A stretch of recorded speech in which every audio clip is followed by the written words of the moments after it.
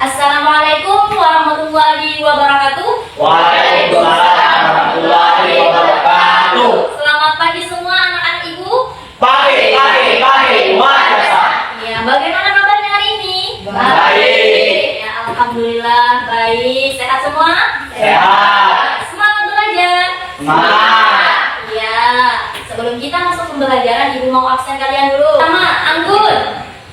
Mbak Amanda. Ya, Bella. Ya, Pedro. Ya, Putri. Saripah. Ya, Wahid. Ya, Pera. Nah, sekarang ibu mau cek kesiapan belajar kalian. Silahkan berdiri semuanya. Ya. Rapi semuanya, pakaiannya sudah dimasukkan dalam. Sudah. Ya, silahkan duduk kembali. Bagaimana buku tulisnya sama pulpennya sudah disiapkan? Sudah. Iya, bagus. Siap belajar? Siap. Iya, sebelum kita memulai pembelajaran, kita berdoa dulu. Siapa yang mau mimpin doa? Saya Bu. Ya, silahkan ke depan. Teman-teman, sebelum kita belajar, mari kita berdoa bersama-sama. Doa dimulai. Bismillahirrahmanirrahim. Rabbi zidni ilma warzuqni fahma. Artinya ya Allah, tambahkanlah ilmu dan kalah rahmatnya wal hidayah. Amin. Ya, terima kasih lagi. Silahkan kembali ke tempat duduk. Ya. Semoga dengan dibacakan doa tadi Allah berikan kemudahan kita dalam belajar dan menuntut ilmu, dimudahkan paham, dapat ilmu yang bermanfaat. Kita ice breaking dulu sebelum memulai pembelajaran. Ice breaking kita tentang tepuk wudhu. Ya, tepuk wudhu. Baca bismillah lalu cuci tangan. Kumur-kumur basuh hidung, basuh muka. Tangan sampai ke siku, kepala dan telinga. Terakhir basuh kaki lalu doa. Ya, bagus. Tepuk tangan untuk kalian. Semangat belajar? Semangat. Iya. Ibu mau tes ingatan kalian tentang pembelajaran minggu kemarin. Siapa yang masih ingat? Nama Allah Bu. Iya, nama-nama Allah. Atau disebut juga dengan apa? Asmaul Husna. Ya, Asmaul Husna. Apa arti Asmaul Husna? Nama Allah yang baik. Iya, ada berapa yang kita pelajari? 4. Yang pertama apa? Al-Alim. Yang kedua apa? Al-Qadir. Yang ketiga apa? As-Sami. Yang keempat apa? Al-Basir. Ya, Al-Alim apa artinya? Maha mengetahui. Iya, kemudian Al-Khabir apa artinya? Maha teliti. As-Sami apa artinya? Maha mendengar. Iya, kemudian terakhir Al-Basir apa artinya? Maha melihat. Iya, hebat ternyata anak-anak ibu masih ingat tentang materi minggu kemarin. Kemarin kan tentang Asmaul Husna, nama-nama Allah yang baik. Sekarang minggu ini tentang makna sholat dan zikir dalam kehidupan. Sekarang ibu mau nanya, kenapa sholat itu disebut dengan tiang agama? Saya Bu, karena salat itu wajib bagi umat Islam.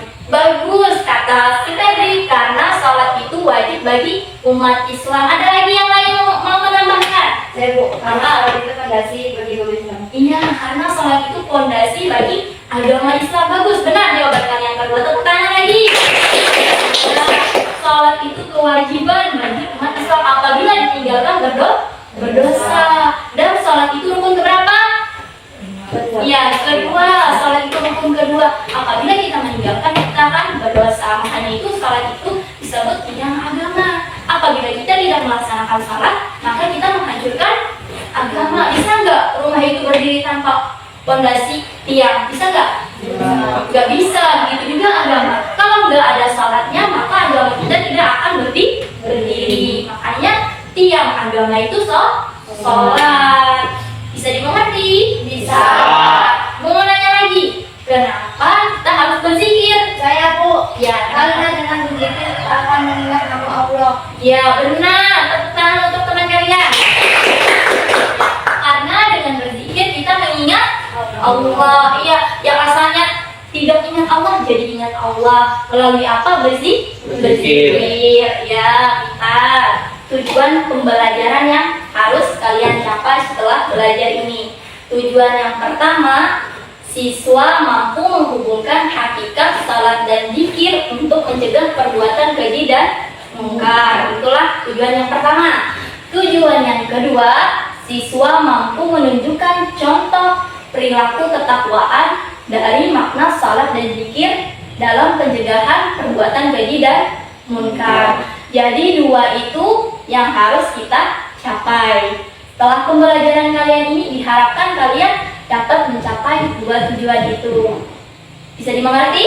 Bisa. Ya. Sebelum kita masuk ke materi, kalian akan menyaksikan video pembelajaran tentang makna salat dan zikir. Makna salat dan zikir. Makna salat secara bahasa, salat diartikan sebagai doa atau doa meminta kebaikan. Menurut istilah, salat dipahami sebagai semua perkataan dan perbuatan yang dimulai dengan takbir atau takbiratul ihram dan diakhiri dengan salam. Ayat Al-Quran yang menyatakan salat mencegah perbuatan keji dan munkar. Bismillahirrahmanirrahim. Inna salata tanha anil fahsya'i wal munkar. Wala zikrullahi akbar. Wallahu ya'lamu ma tasna'un. Artinya, sesungguhnya salat itu mencegah dari perbuatan keji dan mungkar. Dan ketahuilah, mengingat Allah itu lebih besar keutamaannya dari ibadah yang lain. Allah mengetahui apa yang kamu kerjakan. Quran Surah Al-Ankabut ayat 45. Salat sebagai cahaya di dunia dan akhirat. Cara berzikir. Yang pertama, zikir dengan hati, yaitu dengan cara bertafakur dan merenungkan ciptaan Allah Subhanahu wa Ta'ala, sehingga timbul dalam pikiran bahwa Allah adalah Zat yang Maha Kuasa. Tadi sudah Ibu tampilkan video pembelajaran tentang makna salat dan zikir dalam kehidupan. Ada yang ditanyakan? Apa? Silakan. Mengapa kita harus ingat Allah? Ya, bagus sekali pertanyaannya. Mengapa kita harus mengingat Allah? Kenapa kita harus mengingat Allah? Karena dengan mengingat Allah hati menjadi tenang. Karena dengan mengingat Allah kita dapat mencegah dari perbuatan yang tidak baik. Dengan mengingat Allah, langkah kita menjadi baik. Misalnya mau mencuri tidak jadi mencuri. Karena apa? Kita merasa diawasi oleh Allah. Misalnya mau malas belajar, ingat Allah, jadi nggak jadi malas. Iya nggak? Iya. Mau mengerjakan hal-hal yang tidak baik, misalnya mau main game seharian, ingat Allah, nggak jadi. Jadi itulah pentingnya mengingat Allah. Dengan mengingat Allah, kita terhindar dari hal-hal yang tidak. Bisa dimengerti? Bisa. Ya. Ibu akan membagikan lembar kerja kelompok kalian. Ini nanti kalian akan mendiskusikannya bersama kelompok kalian. Silahkan dipahami, pelajari tentang soalnya.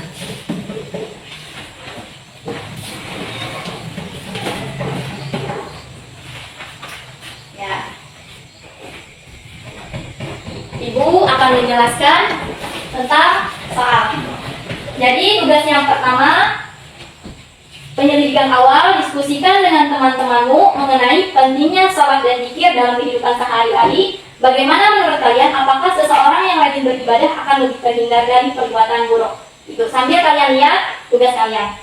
Kemudian proses penemuan, berdasarkan bacaan yang telah disediakan, coba temukan jawaban sendiri mengenai bagaimana salat dan zikir dapat mencegah seseorang dari perbuatan keji dan munkar. Gunakan pemikiran kalian untuk merumuskan kesimpulan mengenai hal itu. Kemudian setelah memperoleh kesimpulan, bagikan hasil penemuan dengan teman-teman lain. Apa saja contoh-contoh ketakwaan yang ada di sekitar kalian yang dapat dihubungkan dengan amalan salat dan zikir. Ada yang ditanyakan terkait tugas? Jelas? Jelas. Ya, kalau sudah jelas silahkan diskusikan dengan teman-teman kalian, kerjakan bersama, dan gunakan tugas kalian. Cari artikelnya ada di lembarnya situ yang sudah disediakan.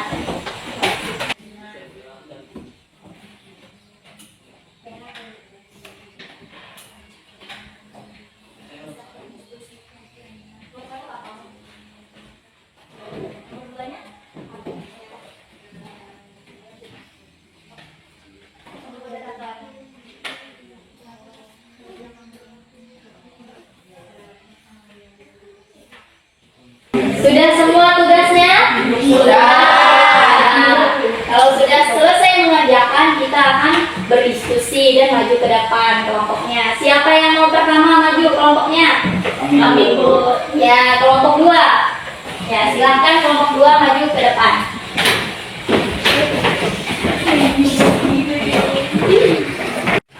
Ya, silahkan teman.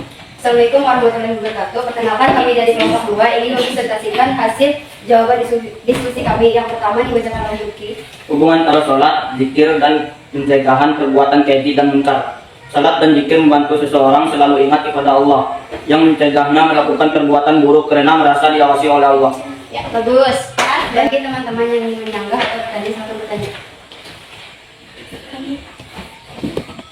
Ya, Bella silahkan mau bertanya. Kami Bu dari kelompok 1 ingin bertanya. Apa pertanyaannya Bella? Kenapa orang rajin salat tapi masih bermaksiat? Ya, pertanyaan dari Bella.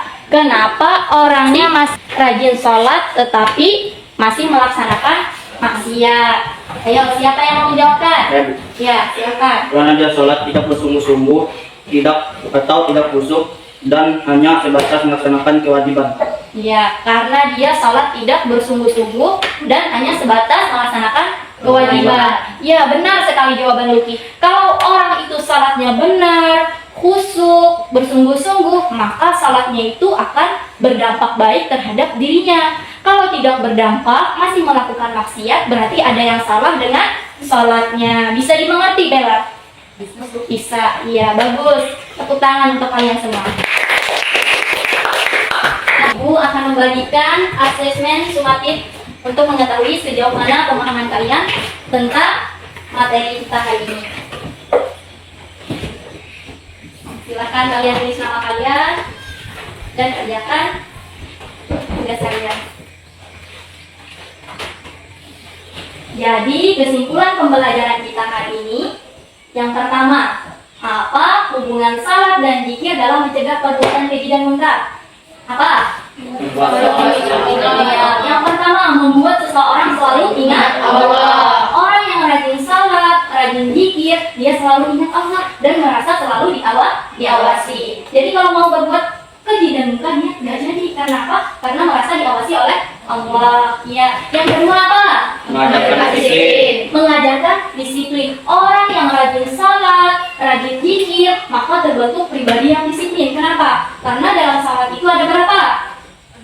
Ada 5 waktu dalam sehari. Orang yang terbiasa salat 5 waktu, terbentuklah perilaku disiplin. Bayangkan dalam 5 kali sehari dia selalu tepat waktu melaksanakan salat. Otomatis pribadinya pun akan terbentuk disiplin. Sekolah datang tidak terlambat karena apa? Dia terbiasa salat tepat waktu. Bagaimana pembelajaran hari ini menyenangkan? Nah, sampai di sini pembelajaran kita. Nanti minggu depan kita membahas tentang membuat poster edukatif tentang makna salat dan zikir mencegah perbuatan keji dan munkar. Anak-anak, sebelum kita mengakhiri pembelajaran hari ini, kita baca doa dulu. Siapa yang mau memimpin doa? Saya, Bu. Ya, silahkan ke depan.